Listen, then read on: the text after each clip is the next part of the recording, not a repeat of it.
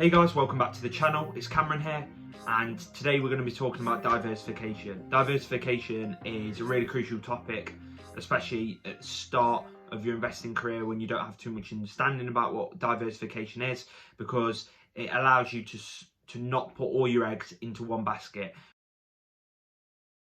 Now, whilst I want to talk about obviously not being too concentrated in just a few stocks, we also need to talk about something called diversification, which is essentially why invest in your 20th best idea when you could simply just invest in your top 5 best ideas, because surely the top 5 are going to be better ideas. You're going to understand them better than your 20th idea, and this is a crucial point. And we need to find a balance between not having too many stocks, because once you have too many stocks, you just get the average of them, and you end up just basically getting the market return, if not less. Yeah. Whereas if you have less stocks, if a couple of them do really well, that obviously carries your portfolio more because they're a high percentage of your portfolio. We want to be really careful. We want to strike a really good balance between not having too many stocks but not having too little, where having one drop to zero could cause a massive loss of capital within your portfolio. And it's finding this strike between these two which is the hardest bit, and a lot of people have different answers to this, and it's actually a lot of personal preference. So I'd like to say, obviously, this is just knowledge from learning from other people. I'm not telling you how to diversify your portfolio, but you can see I'll explain different methods here, and you can choose what you sort of want to go with.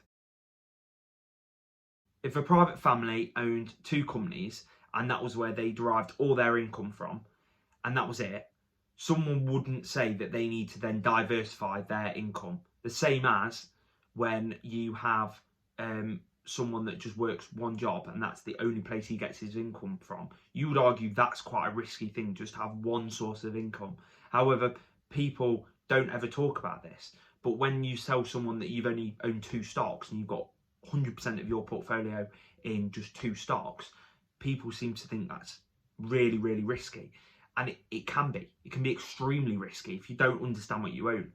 So you really need to understand. I mean, Charlie Mungo's got a portfolio of 5 stocks. The 5th one is pretty much non-existent. So he's basically got a portfolio, I think it's over 200 million assets under management, and he's got 4 stocks in there. And the top one, Bank of America, is over 40% of that portfolio. Now, he's obviously got clear conviction in that, and he feels confident having 40% of his portfolio in there. I'm not saying everyone does, but the less stocks you have, if they all outperform, obviously you end up getting a much greater return than having 10 stocks and having 3 of them do really well and the other 7 just do average.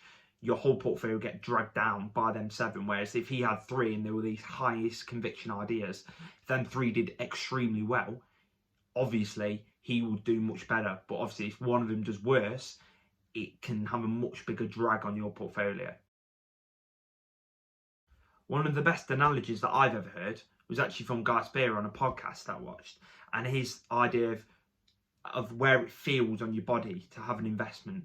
So the idea of you being in water, if it feels like having 20% in one stock is the water's over your head and that you don't feel comfortable and it's making you not sleep properly at night because you're worried about it, then obviously don't have that. It's different people's temperaments allow for different levels of risk. Some people will only ever want to have 5% of their portfolio, so have a stock portfolio of 20 different stocks, because they feel like if one of them does wrong and they don't have the correct judgment, that they're not going to lose loads of money. But then someone else may be really confident in their own ideas and do really lots of deep level of research, and they only want to make sure they're really clued up on, let's say, 5 companies, and they don't mind having 20% in each one. The 10-10, which is having 10 stocks at 10%. And for me and quite a lot of other people, I think that's around perfect. Between 5 and 10 stocks is what I try and go for in my portfolio. Now, I've only been investing for about 3 or 4 years, and I only try to get 1 or 2 stocks a year max, really. So at the moment, I'm not up to that 10 threshold, but I'm around the 5 threshold. I'd like to have a few more in there.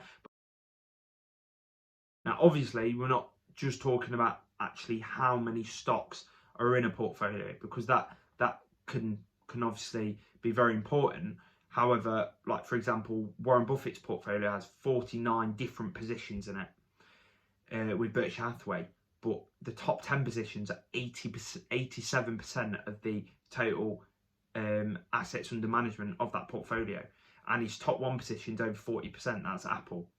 So you can see actually he's got quite a lot of positions within his portfolio, but the top 10 of the vast majority of the capital in there.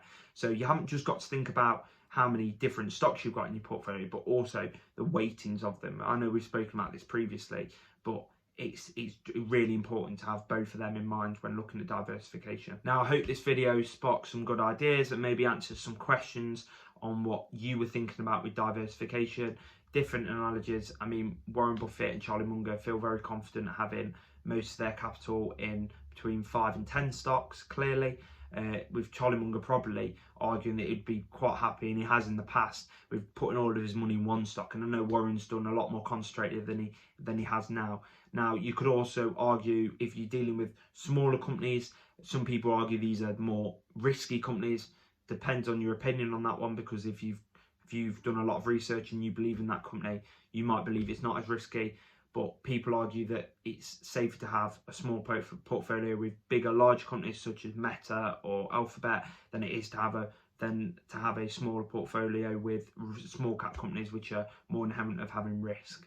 But at the same time, people can argue that they have a much higher chance of gaining much higher rate of returns from these smaller companies. So you really need to weigh up your own temperament, how you will feel. Like I said with Guy Spear, if having an investment in a company, say 20% or 10%, feels like the water straight over your head and you're losing sleep at night, then obviously you need to reduce that and make sure that you're allocating capital at a rate that you feel comfortable. If you feel like 5% is up to your knees or up to your waist and you can handle that, then that's what you need to do, and don't go over that.